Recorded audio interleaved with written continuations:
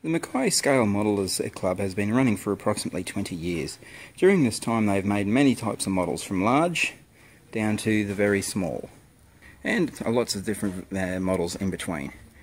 The models vary from size, age, range, and some that have been completely made out of somebody else's head, where they've taken parts from other various things just to create their own model. Completely unique. Even toys can be modified and changed to become something that's totally different. The only limit is the person's imagination.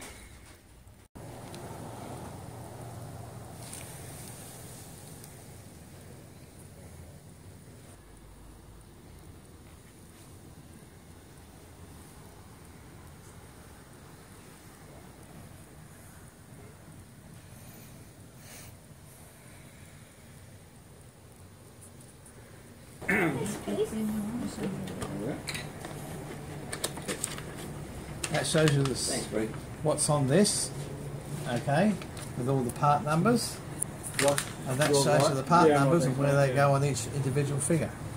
And then you've got, see the letters of the alphabet, they correspond with these ones here, which tell you what colour they should be. So if you're not sure what colour they should be, you can always refer to the illustration, or this here, the paint chart at the back. Most kits do come with that, a paint chart to tell you what colour to paint the model itself when you finished it. Because otherwise, if you paint it bright blue with red stripes, it doesn't look right. Where do you buy all the models? Yeah, at a model shop. Yeah, the hobby shop. But I'm sure you got a couple of blue ones there. You see a brush? Yeah. On the end, you just wipe off the excess, and what you do is like painting. You paint the glue on the area you want to glue together, like that.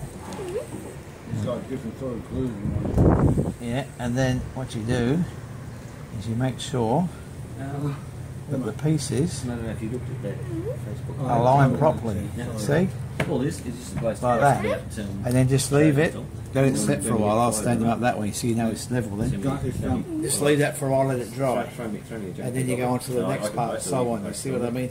That's why it takes time. You can't just go wait and put another bit on because that might come apart because the glue's not hard. That's a big thing. Crucial.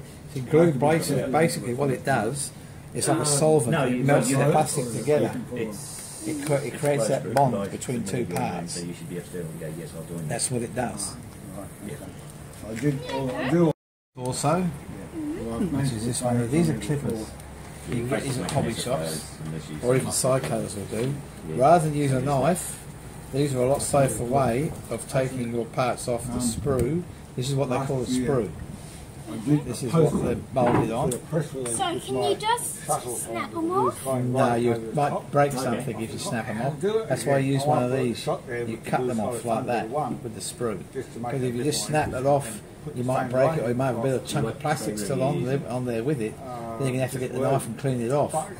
But that's what I do anyway. I get my knife, very gently take the excess plastic off, because you don't need that. If you want to be doubly sure, what you can do is you can get a bit of, I don't know, a sanding stick. There's so many bits and pieces you can buy. You can get a sanding stick if you want to, and just do this. Make sure it's all removed and smooth. So is that one sanding stick? That's a sanding stick, yes. You can get those from the hobby shops as well. That's got like little like files and that sort of thing. Yeah, like the fingernail files. Yeah, like fingernail files. And plus they have, you get those ones you could, like this, like a sanding stick you use for the nails. You can use those as well. So precision basically is the key to it all. That's it, precision and patience. Dry fitting, or what they call test fitting a part, making sure it goes together properly. If it doesn't, clean it up, try it again, until you get a good exact fit. That's the big thing. See, when I was his age, I put a model together in about 20 minutes. Yeah, what great! It's all glue hanging off it. You didn't think about that then. And then what you can do, you see, you test for the part, you put that onto there like that, and say, okay, that sits on there pretty well. See, like that. Okay. And once you're satisfied that it sits there right, okay, and you get your glue once again. Wipe off the excess. If he's still in business. He is, as far as I know. Yeah, the local Tamir distributor is actually selling. Is he? Yep. He's underselling his. Under Trade Practices Act. So you see the thing, you've got to get your alignment, make sure your alignment's right. So you can see there he is, he stands up, he should do, there you go. Stands up freely. Doesn't matter. Put him onto a base if you want to. You can only get 2 people showing up. You can get to the base if you want to make a little wooden base. Put a drill hole in there and have it mounted on A stick. like that. So I'm not handling it at all, just you paint the. I usually prime them as well, what they call a primer, metal and resin. There's a few places there missing it, you normally see there. Just clean those seams off the arm again. There we go. And the other good thing about too, when you prime it, is it shows up more your detail as well. So if you can't quite see it, once you've primed it, you'll be able to say, oh look at that, I didn't notice that before. Plus I use a magnifying lamp as well. Because you get some parts of that small. You mean, so you've got to paint this in, and you imagine trying to get it like that. Yeah, especially if your eyes are short. That's it, tell me about it. So that's why you can see there, look, he's got a crown and a pip which makes him a lieutenant colonel. And then there's the edging around that as well, which has got to be painted. So that's where you're looking at very fine detail. And if you look and see on top of his finger there, you'll notice there's a little bit of a seam there too that has to come off. As I say, we're all joined together, but we don't have seams or anything like that all over the place. Same, you know, mould lines, so to speak.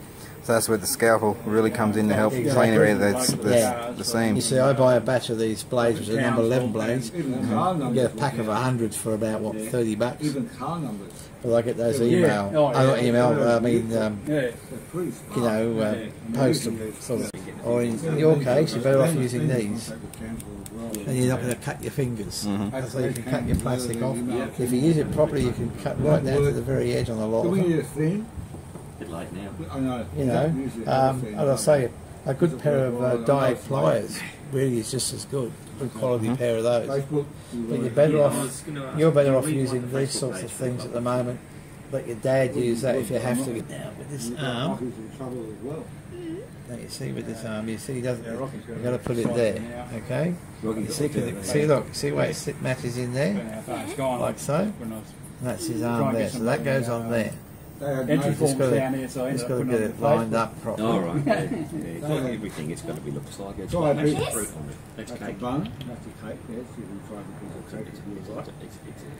And what's this? Chef's surprise. Special dip that goes with the biggies in the box. Avocado, lime, and. So an expensive hobby to get into? It can be. You can get. Some kits can go up to nearly $1,000. So you can start off cheap, but of course you can. It's an initial investment, but once you've got your basic tools, you've got them. That's it. Plastic doesnn't wear steel out. I'm still using files that I've had for 30 years. That's right. You know, exactly. It's only. I've still got paints it's only when you 30 odd years old. 40 years old. It's when you look at, as Derek said, when you start looking at buying, some kits can be very expensive. But when you look at that, what you've spent versus the time that you're going to take to put it together, you'll find that it works out at a very cheap actual hourly rate for the fun that you have out of it. so sky's the limit basically. Yeah, I mean, and if you want to make a super detailed model, you don't have to buy all the bits and pieces. You can make them yourselves out of bits of wire and bits of plastic and, you can buy and all sorts of plastic things. And so you get then the benefit of learning and constructing yourself, as well as the reward of having something unique.